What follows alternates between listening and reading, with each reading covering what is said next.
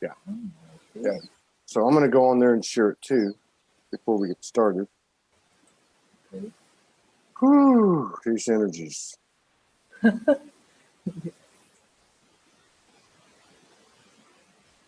Oh, hi, Marita. Hi, Marita. I'm going to see you soon on the show, Marita.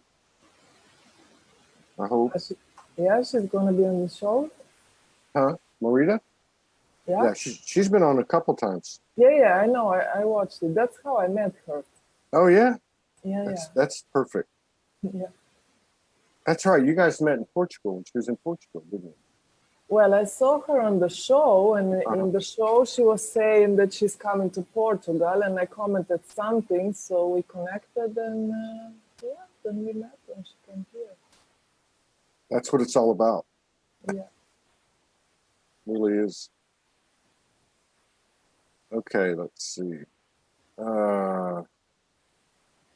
So are you doing any traveling soon? Didn't you say you were going to do some traveling?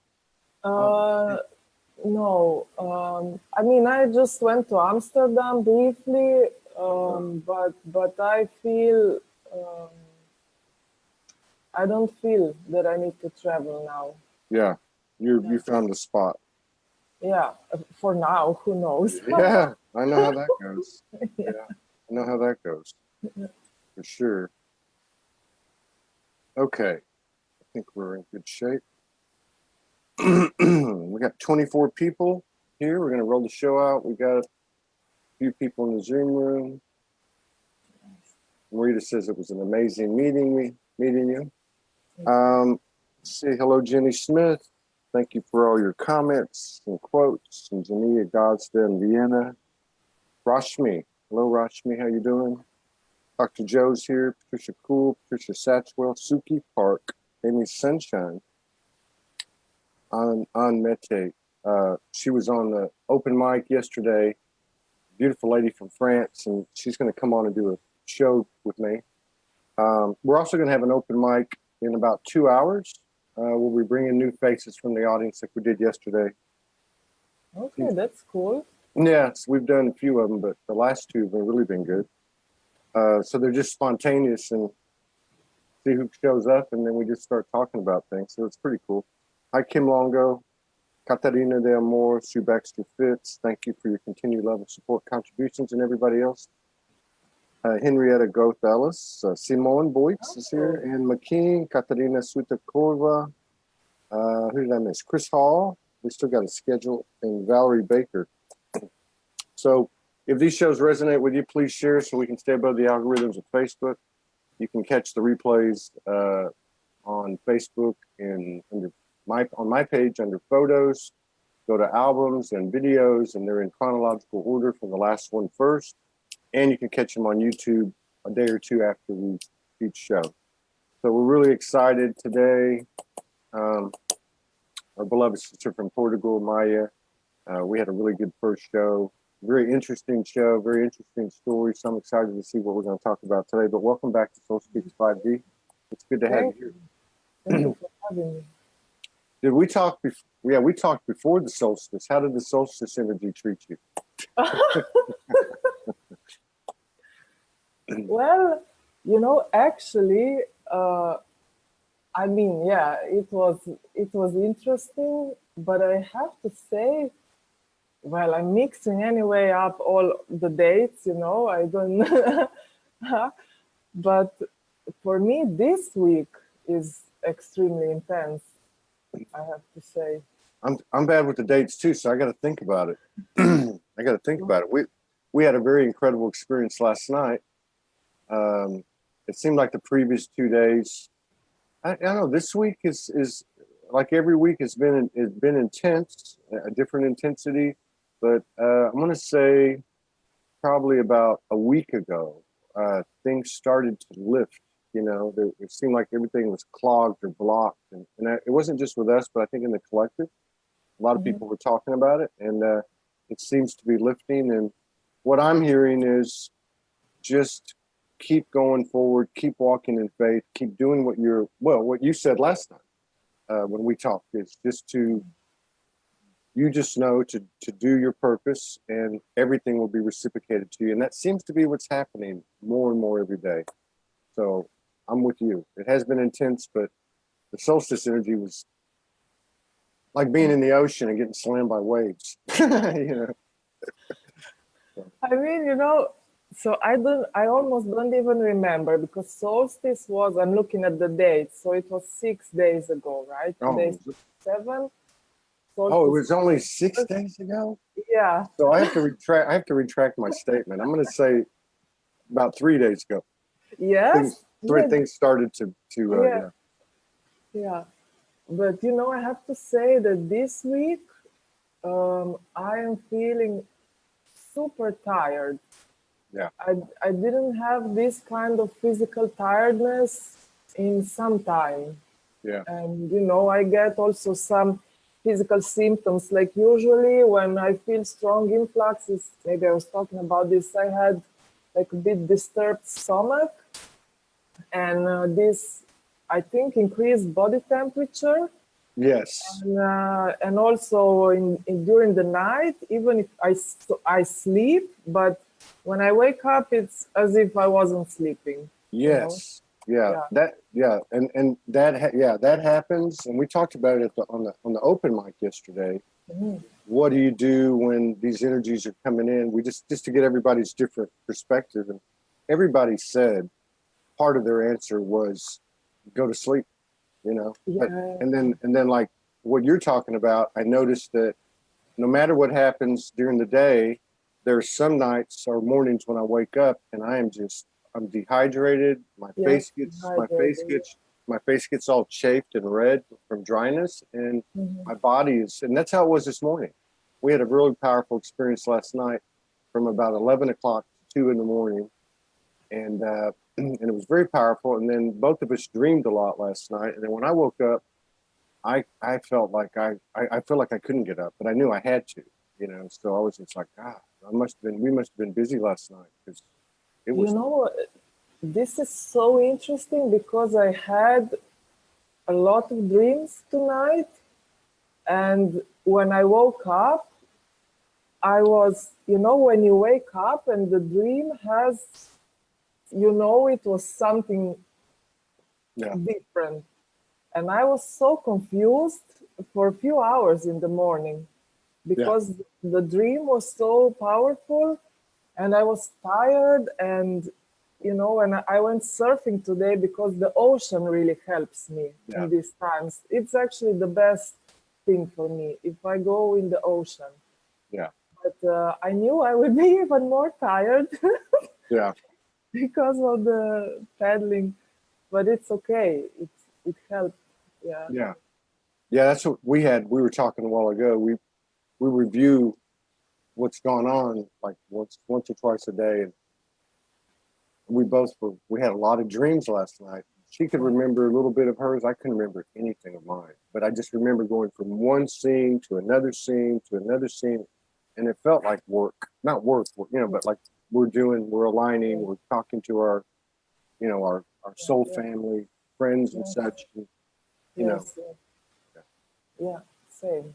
Interesting. Well, interesting, but also not surprising, I guess. right. Yeah. I know a lot of people are talking about now starting to shift to the two eclipses in July. I guess there's Yeah. I don't know what that means. I mean, I don't know what that brings. I just know that these celestial events seem to bring one for sure. They bring energy. They bring something. It seems like there's usually a collective energy that's out there. And one of the things that I'm noticing is, and again, taking it into myself, why am I seeing this? Is kind of the patriarchal, wounded masculine frequency of competition, of competing, controlling, agenda. And I'm wondering, why am I seeing this? Why is this stuff bothering me? What do I need to clear in myself? I mean, so I'm kind of, we're talking about that, Morgan and I. I'm not really sure what that is, but I guess we got to keep working on it. Yeah. You know what? I feel that there is a deep healing of the masculine going on in the past weeks. I had this for myself. I don't remember if it was maybe 2 weeks, 3 weeks ago. I don't remember. I wrote a post about it and I shared the video and I got a lot of response. And it was a big aha moment for me, or how to call it, because I realized how much I have been projecting Yeah. on the masculine and on men in my life. And it was so deep that that seriously, until 2 weeks ago, I did not realize how much I was projecting, and through this projection, creating my experience. Yeah. You know, Yeah. and I was writing about this, how we used to say a lot, I think, in the whole feminine collective, okay, so the men, you know, they are still asleep. We need to be patient. We need to wait. They are behind us. But honestly, I see this now. This was a projection. You know, we are equal. We just have different paths. Yeah. Yeah. Yeah. Definitely have different paths. and mine's been, of course, I'm in a conscious union, and you know, we've talked about it. I might have mentioned it when we talked. We had physical herioscamos for the first time about 2 months ago, sacred sex, and that's nothing like what we all used to. And I've noticed that a lot of the messages I've received for myself have come through the evolution of the cultivation of the sacred sexual power, sacred sexual vibration. And one of the things that happened was, and I guess I'm reflective of the collective, because I had to let go of everything, all the programming of the false masculine, which included like in intimacy, performance, control, dominance. It is equality. And so it was a very interesting thing, because my body would not respond to anything unless it was aligned with that purity. And luckily, like you said, the feminine had gone first. Morgan went first, and she was holding that space. And I'm saying this strictly as an analogy, as a metaphor, that just a few days ago, and it was just a slow climb, a slow ascending climb. But a few days ago, maybe three days ago, I hit this point of alignment, and first of all, it was beautiful. But the important thing is, what I'm trying to say is that masculine that you're talking about, that I'm talking about, it has to go. It has to go at every level. There is no, you can do a little bit, you can do, 98% of what is pure and 2%, well, I don't want to let that go. Well, you can't. So whether it's a feminine projection or a masculine conditioned behavior, it has to go. And when it goes from us, then it will leave all of the religious institutions and their patriarchal setup and the governments and all that stuff. Yeah, exactly. Yeah. I mean, we will bring the change from within us. Yeah. That's how. Yeah. Not by fighting to change something, but really by changing ourselves within, and then it will just spread. Yeah. And sexuality, I feel, is a still a huge thing that we know nothing about, actually. Yeah. It's gigantic. It's Yeah. it's, I guess, in the terms of embodiment, it is the most, I don't want to say important, but the most powerful opportunity.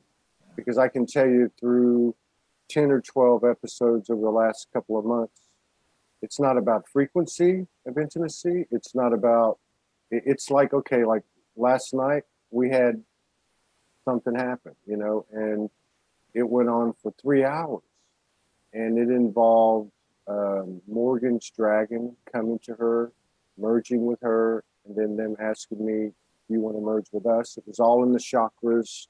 The throat chakra was huge, but the physical experience for the masculine, for me, and I think hers is the same, Yeah. will last. It's still going on.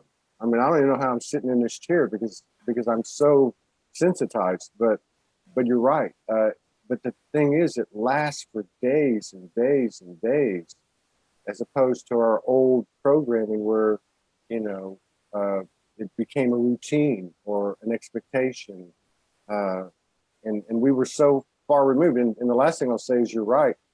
We've been blessed, Morgan and I, to be on this path and awaken to it in a big way over the last couple of months, in the last 8 weeks. And we realize it's just that much of it. It's just so little of it. And every experience is totally different than the one before. It's amazing. Yeah, and you know what? So I have been, let's say, deep on my path of really healing my feminine. This was for 2 years. I think it started more deeply in the end of 2015. I went consciously into it, and like, let's say in the last year, I'm healing my inner masculine, and I cannot wait to experience this new me in sacred sexuality. Yeah. Yeah. Yeah. I mean, I had some glimpses with somebody, but it's not that yet. But even the glimpses and what I'm being shown as well, I can see there is so much there, and I think, I mean, it's super important, and Yeah. it will be so big. Yeah. It is. And there's something that happens with it. And I'll give you an example. So last night, part of what happened, it was evidently a throat chakra expansion, right? And so at one point, I'm just laying down, and she put her hands from the root chakra, one chakra at a time, like soul merging, but in the physical. And when she got to the throat, it became, I don't know how long it lasted. It must have been a good 20 minutes. But as she placed her fingers in her hand on different parts of my throat chakra area, I was having soulgasms just from my throat. My throat chakra was orgasming, and so that was the physical, effect. Once it was completed and we lay down, then the ceiling disappeared, the stars appeared, constellation appeared. She saw a constellation that looked like an infinity sign. I saw it after she said it about 2 minutes later. I said, "Oh, there it is." And then some divine essence came in and actually started speaking to us. So what I'm saying is the sacred sexuality is a way to expand through, I want to say, like soul instinct. It's our natural nature. And when that happens, it brings in all this code, data, visitation, knowledge, wisdom, love, and everything. So that's huge. Yeah. Yeah, and I see, I mostly have female clients, mostly. And pretty much with everyone, sexuality, sexual expression, but starting just with the woman just herself, and also that's my experience, it's a huge, huge key to embodiment. It opens the door to everything what you were describing. It just opens the door. Yeah. But it's so very important to explore it with yourself first, I feel. Yes. Yeah. Because we are so conditioned with various programs when it comes to sexuality. Yeah. It's Yeah, it is. And you're right. A couple of points you bring up. So one of them, I would just make the point that, and I'm speaking from my perspective, that the expectation or need for physical orgasm, I'll say that, let's say for the man, for ejaculation or climax physically, is not even, it's not even a consideration. If it happens, it happens. So that's a totally different thing. If as I've learned to surrender and to detach from that, the physical experiences and sensitization of my body has just gone crazy, like by human standards. But the other thing I think that you bring up that's very important is as we've experienced and I've learned from her, because she's been downloading this stuff for years and years, is that the feminine has to take that higher ground first. So when we came together, she said, we're not going to do this. And I said, well, what are we supposed to do? You know? But in time, because she held her ground, and she's no different than me, we're all the same, we have these urges, but we were able to stop, literally stop. If we started to become very 3D, we would just stop. And it wasn't easy, you know? And it's a little bit tough on the human. So, but I believe you're right. I believe that she has to hold that ground in order for him to be able to meet her there. And then that's when the real dance starts, which, like I said, we're only like this far into it. The other thing I was going to tell you too is, and we've talked about this in the shows, is that when we've had these experiences, a few times women have reached out to Morgan and said, guess what happened to me last night? And they, on their own, without a partner, experience the same type of thing. So there's something available in the collective now that is available to everyone. It's just a matter, to me anyway, it's a matter of detaching from what we think we know sex is, you know? Yes. And so my experience was also, I was with a partner who is not in this, let's say, spiritual, I mean, he's on his path, but he never talks about these things that we talk about. He's just not in this world, but he is very sensitive and open.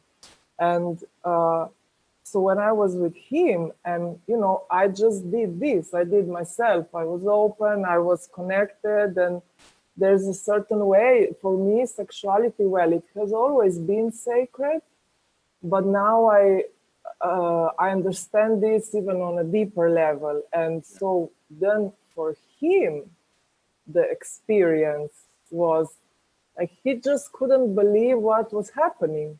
He didn't understand. And without me even saying anything, he told me he had no need to chase the orgasm. Yeah. But for him, the whole thing felt like an orgasm. And for me as well, it was like a totally new dimension, even though he was not consciously, doing anything special. But he was trusting me. Yeah. So what you are saying, it resonates, that the feminine. And it doesn't mean that for whatever reason, even in the whole ascension, she is leading the way. It only makes sense. I mean, he was falsely empowered. He was over here. She was suppressed and over here. So she made that drive. She had to push up and therefore put pressure on him to let go of the control, of the patriarchal frequency or energy. But a couple of months ago, 3 months ago, I remember Morgan got a transmission. And in that transmission, she said, and this is to your point about it's a different path. There are two different paths. She said in that transmission, in some words or another, that he always knew what he was doing, right? So like where maybe the woman is more conscious of what she's doing and more confident because of her intuitive connection was stronger, there's another side of him that maybe he's not as conscious of, but the message was he's always known what he's doing. So inherently, innately, from a soul level, both are the same in that respect. It's that, they don't call it women's intuition for no reason. You guys have been more connected to the feeling, to the heart. And that's what he's coming into now. Yeah. You know what I was seeing? The image that was coming to me when I was shown the path of the feminine and of the masculine was that the feminine she's connected upwards, and then through the heart she needs to ground. Yes. But the masculine, he is grounded and he needs through the heart to connect upwards. Yes. And we meet here, we meet in the heart. We are both essential because the feminine brings the connection from upwards, but the masculine needs to hold. Otherwise, we would fly somewhere and then we are not here. Yeah. That's a good description. And like last night was just like that in a microcosmic way. So when the transmission started to come in that she was getting, she said, this is going to be a throat chakra expansion. And I thought, okay. So we're just we put our palms together, we lay down side by side. And I thought, okay.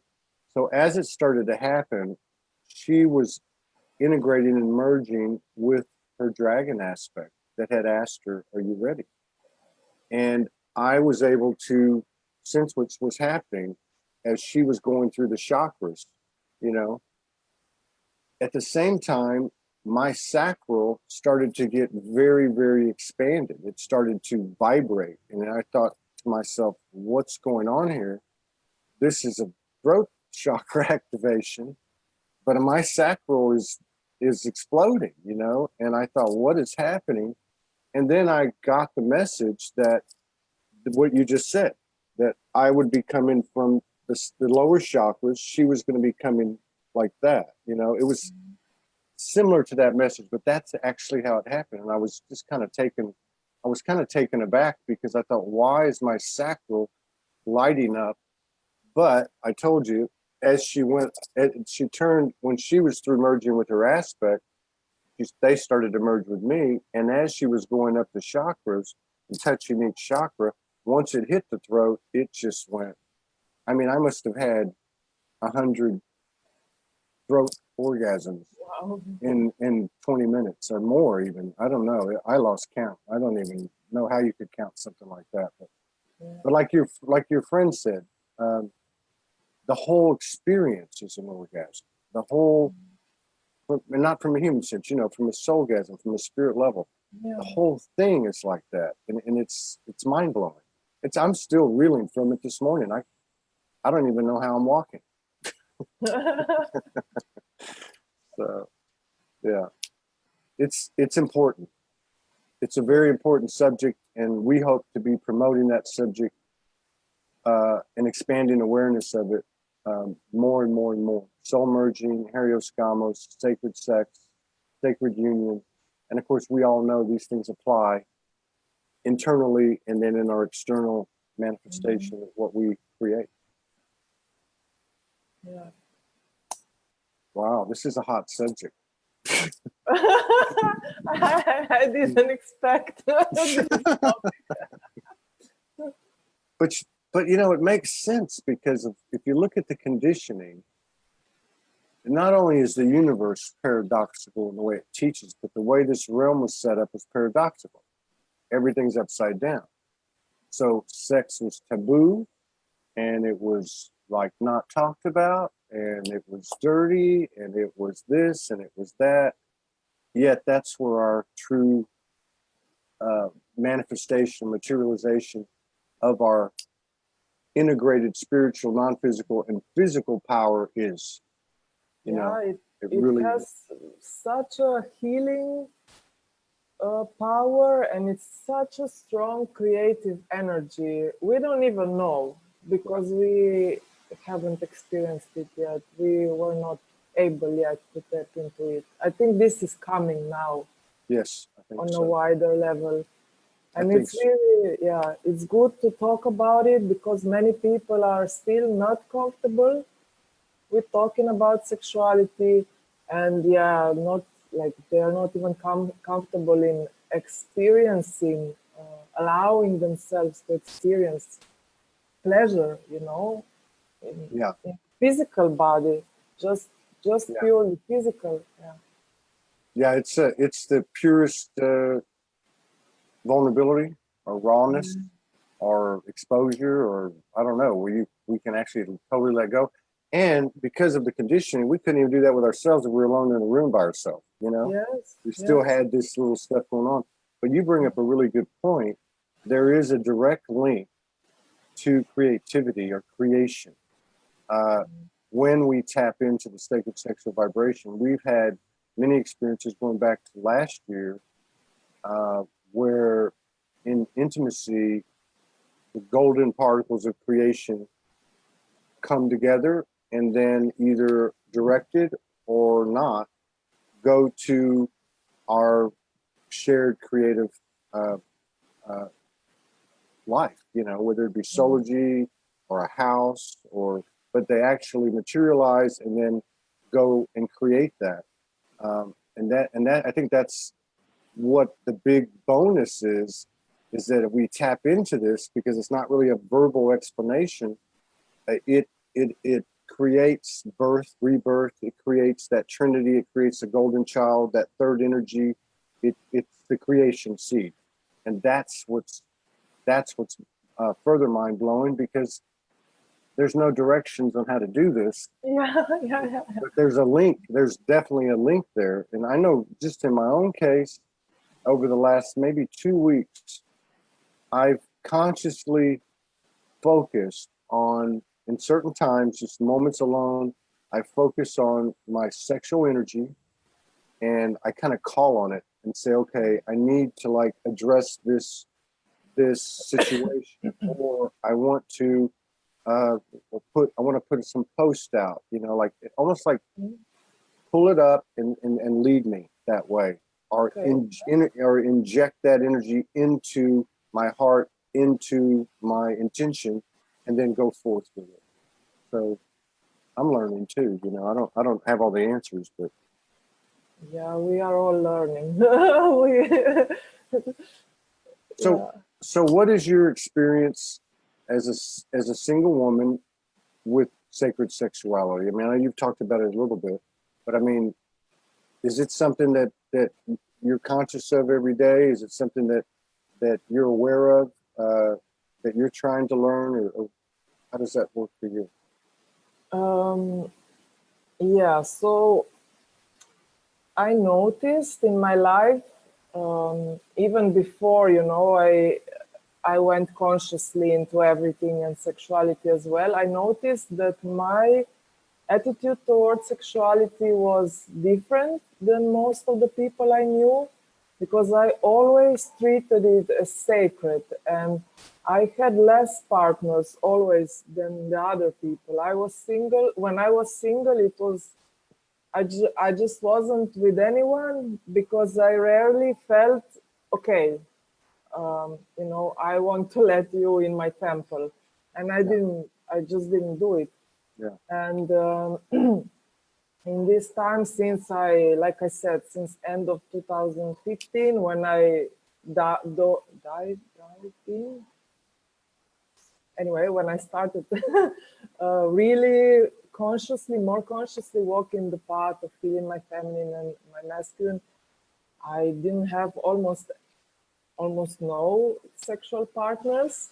But yeah, because almost nobody felt like they resonated with me. So I didn't experience much with a partner, but I experienced a lot with myself. Yeah. Because sexuality, like I said, is a huge part of our life and a huge part of embodiment. Yes. Yeah. And also of, I think for me, as a woman who was always more flying around, and by default, I was never grounded. Yeah. And, you know, I'm grounding through the body, through really being in my body. And sexuality is a great way to do it. I mean, it's essential, actually. And so mostly my experience is just with myself, what I practice with myself. And I'm really curious, and I'm looking forward to explore this with a partner. Yeah. And I mean partner, somebody that I'm with for a longer time. Yeah. I had some glimpses, and I have to say it surprised me, you know, because I didn't know what to expect from being with somebody who is, let's say, not consciously on the path of awakening. But it was, you know, it was amazing, and it was next level from anything I experienced before, for me and for him. Yeah. Yeah. Yeah. You know, one of the things that Morgan taught me, beginning a couple of years ago, that was very powerful, and I still go there every now and then, just to check myself as memories present themselves, and that is to etherically reclaim all of my soul fragments exchanged in intimacy because it wasn't pure, and also to give back the soul fragments of the other person, and that really, you know, it sounds kind of simple, but you know, to declare something like that to the universe and to bring that equality back and that balance back, not just yourself, but also to give back what is not yours, I think is an important part in terms of self-forgiveness and judgment and self-love and that type of thing. I think it illuminates the soul. Yeah, I think it's essential. I've done it a couple of times for anyone I was with. And also, like you said, letting go of the particles or parts that are not mine, and I was holding them. Yeah, it was very important. And you know, all my life I've been very conscious about energy and about who I let, not who I let be around me, but you know, who I hang out with, who I share space with. And with sexuality, this is even deeper. Like for women literally, you know, you receive somebody in your physical body. Yeah. So That's yeah, that's a powerful statement, because as a man, it's kind of hard to understand what that is, you know. yeah, Yeah, I guess I could talk about this. But so like we were a lot of times when we're together, really all the time, every day is a dimensional experience, interdimensional, interstellar, whatever. And the one time we were, and it wasn't too long ago, we were, you know, somewhat in intimacy, but again, 5D or sacred intimacy, which doesn't look like. And in the middle of it, I think an aspect of her jumped in and like put me on my back and pulled my knees apart. And nothing was actually said, but the aspect of her, that higher aspect of her, was showing me what it's like for the feminine to open up, to what it feels and how sacred that is, and what she's actually putting out there when she allows that, you know. And that's a pretty, it kind of freaked me out a little bit for a second. I thought, what's going on here? But like I said, there was nothing really said, but I got the message and I got the energy of it, which brought me closer or into more alignment, closer alignment or more alignment or alignment of the purity of sacred sex, you know, because it is a stair step, just like everything else in Ascension. It's, you learn this much today, and then tomorrow it becomes a new one, and you know you can't miss a step. And so I think that's a big thing. We just had some friends that got married, and they had been together, I want to say about 2.5 or 3 years, and they got married, but they'd been living together, and they're both conscious, and he is, you know, your stereotypical masculine who has the desire, who doesn't know what to do. He's in a relationship with a conscious divine feminine who is taking the higher ground and bringing him and taking and bringing. And they just made the choice to go into abstinence and celibacy or abstinence until they can raise their frequency to a point of a mutual comprehension and mutual comfort and mutual understanding before they continue with, rather than continue with the old paradigm or the old patriarchal sexual type of intimacy, which I think there are more and more people may be doing stuff like that. I really do. Yeah, that's amazing. Yeah. Yeah. Yeah. It's a brave step. And these brave steps that we take, the universe supports us. Yes. It really does. Always, yeah. Yeah.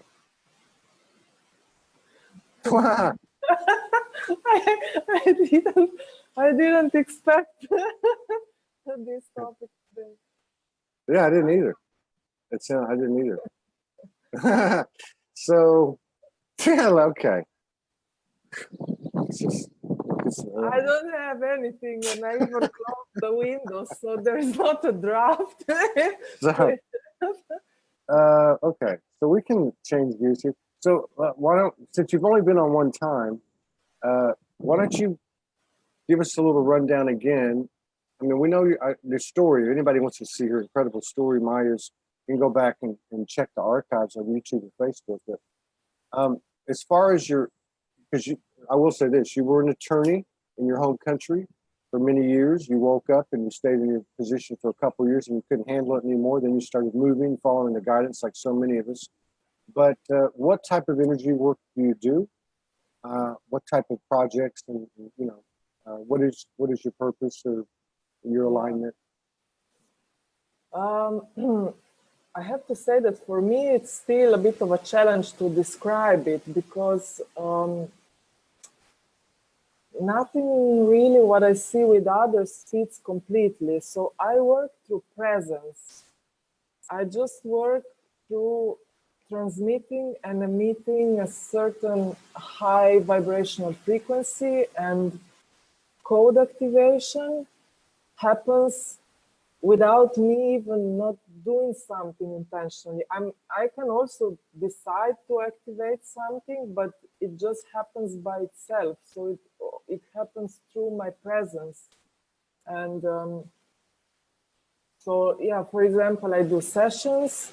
And in the sessions, we talk, like I was saying last time, pretty much I connect to the soul or to the higher aspects of the person, and I allow those higher aspects to show me. Sometimes I receive images or some words or some knowing, and then I stir the conversation there. I will ask some things, and I activate as well through my voice, so the sound of my voice, and then I guide the person in meditation, and I record meditations as well. And what's interesting, just after solstice, I think it was before solstice, I don't remember.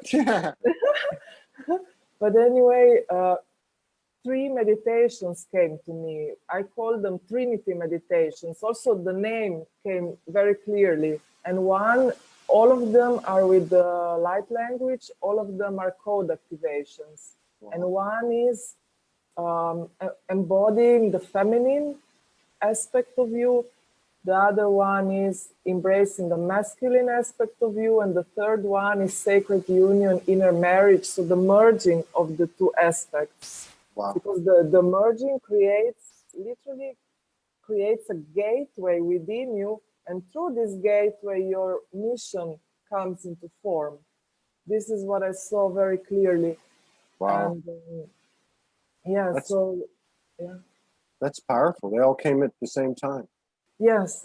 I recorded them very quickly. It was a Sunday night. It was like, okay, now you have to sit down and record all 3 of them. And I was, each one is like 25 minutes. And I was so hot, burning, drinking so much water. Yeah. And like after I recorded them, I went into the process.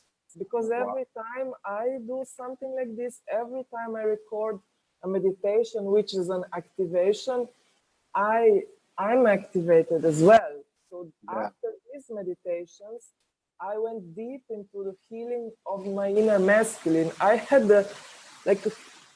my most epic, I think, shift or healing of the masculine. It was very profound, and also then the union,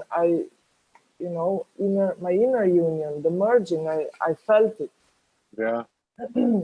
Yeah, Wow. so I feel this is a powerful way through which I transmit, so the speaking, the sound of my voice, and the activations that I do through meditations Wow. that I create. Yeah. And so where can people find those? Are you putting them out to the public? It's on my website. Yeah. Yeah, there is a tab on my website, meditations, and yeah, it's there. Irresistibletribe.com. Is that what it is? Yeah, yeah. I can Yeah. also put the link later. Yeah, I'll put it in there too. So that's interesting though too, because those 3 meditations could apply to a man or a woman, to a feminine or masculine. Yes, and I had, so women and men were buying it, all 3 meditations, and also from men, they got very interesting experiences, and yeah. Wow. Yeah. Wow, because you don't hear a lot of that. You hear, because obviously there's 3/4, there seems to be 3/4 feminine versus a quarter masculine in all these communities and such. So from your perspective, like if you had to tell the masculine something, the collective masculine, what would you say to them at this point? At this point where we're at now. At this point, I would just say we are holding you. We are holding space for you. It is safe for you to express yourself. That's all. That's all. And I think, I feel, and from my experience, the biggest thing that we can do as women is not even talking or discussing or trying to explain anything, is simply holding space. Holding space. When I have done this with men who are not, let's say, on the path of awakening. I mean, obviously they are, otherwise we wouldn't meet, but, they are not in these groups, in this, there was such a shift when I dropped this projection, okay, you are like this, asleep, and so on. When I dropped this, and when I was authentic and vulnerable, and I was just holding space for the guy, just holding space without expectation of how he will react. Yeah. He matched me. Like, wow. He was, yeah. It was crazy. I was like, wow. What? So this can happen so easily? So it sounds like, from your perspective, you were taking the focus off of what he needed to do, or what could you do to help him, or what did he need to learn from you? Yes. And you realized that you were projecting what you thought he was, basically. Yes. And then you shut that down and you just held space. What does that look like? Is that like, okay, I'm just going to listen to him? Even if he's talking a bunch of craziness or talking in projection or ego or wounded masculine, I'm just going to sit here. Yeah, but this didn't even happen. So this, very practically, it looks like this. First of all, that I am authentic and vulnerable. First of all, I need to step there. I'm calm. I mean, even if I'm a little bit scared, if I'm authentic, if I'm vulnerable, there comes this moment, when you go into a more sensitive topic or something more sensitive, and you have the impulse not to go fully in, but just to take one step, and you say to yourself, yeah, so this is authentic, but you kind of know that, no, one more step would be authentic. Yeah. And when you really take that extra step, without projection, without, expecting what or thinking what he should do, and you create this empty space, Yeah. you know, with no expectation, with no projection, then he can step into this empty space. Because if you fill up the space with projection and expectation, then he cannot express himself. Yeah. There's no space. I mean, even if he would, you wouldn't see. Yeah. Because you would see what you are projecting. Yes. Yeah. Yeah. Skewed perspective. Yeah. And if you're having expectations, which is a form of control, really. I mean, that's Yes. then Yes. he's going to match that. So yeah, that makes it. It actually sounds like it sounds like that's what you do, whether it's a female or a male, when you do a session. Yes. It sounds like you create a space of vulnerability and authenticity, and you yourself dictate that. Yes, I have to be like this, because if I am not authentic and vulnerable, then how, you know, like, this is the frequency that I set, and then the person, for example, in sessions, you know, who is committed, and anyway, I get somebody books a session only if they really want to make the step, you know. And so they come into this space that I create, and I leave the open space safe, but open space. So they have this space where they, you know, they not maybe consciously, they feel there is no expectation. It's just for them to show up. Yeah. And it's okay, however they show up, it's okay. Yeah. No, I can relate to that. And one of the things I've learned, because have the luxury of being in a union with a practitioner, but so every day is it's at all times it's a session. And even though maybe I was doing some on my own too, or whatever, however that goes, but my point is, when there's two, whether it be a practitioner or two friends or whatever, what I'm noticing too is that how powerful silence is becoming. Like that, what you're describing can actually be created with very few or no words at all. Yes. Yes.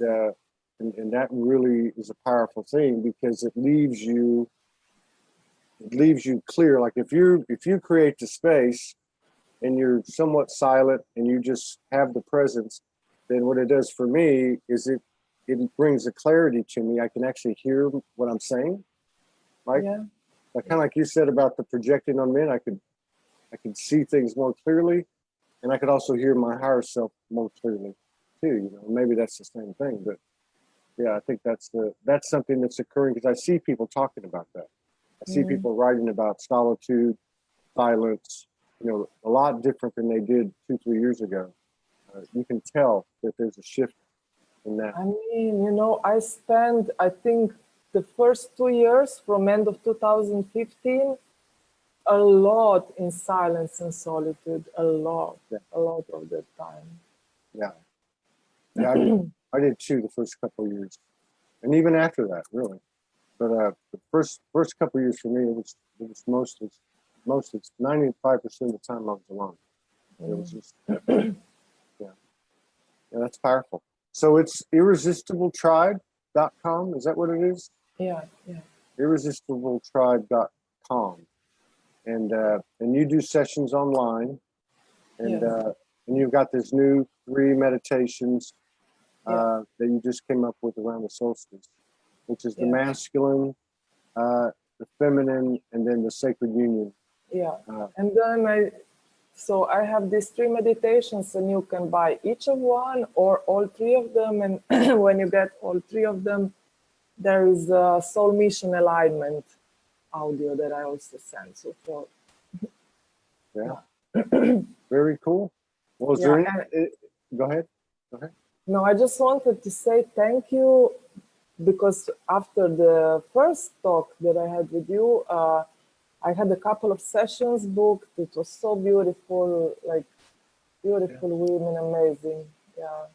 So That's what this platform is for. So I don't know. Is there anything that you want to do before we conclude? You want to bring in a message, channel light language, or just anything else you got to say, or anything you got, any events you have coming up, or anything like that? no, I don't have events right now. From my services and offers, the meditations I would really recommend. But one thing that I would say maybe, and I was writing about it this week and I posted something, let's remember that we are living the human experience and that we are here to unify all the aspects of us. And I was making a video about, light workers and about let's stop separating light work and shadow work. This is all just the path, because one without the other, it doesn't go past a certain point. Like you have to do the shadow work if you want to be doing the light work, and you can't do the light work without the shadow work. This is all one. We need to bring everything back together. Yeah. Own both parts of the coin. Yeah. Beautiful. Well, everyone here on the live and on the replay, get over to irresistibletribe.com. She's got 3 incredible new meditations. They're all about 25 minutes long, and then the other one, the Soul Mission Alignment. I love talking to you. You're a beautiful, beloved sister. Thank you for sharing space with us and honoring us with your presence today. I look forward to the next time. Thank you for having me. I really enjoyed it. Yeah. Thank you. You take care. You too.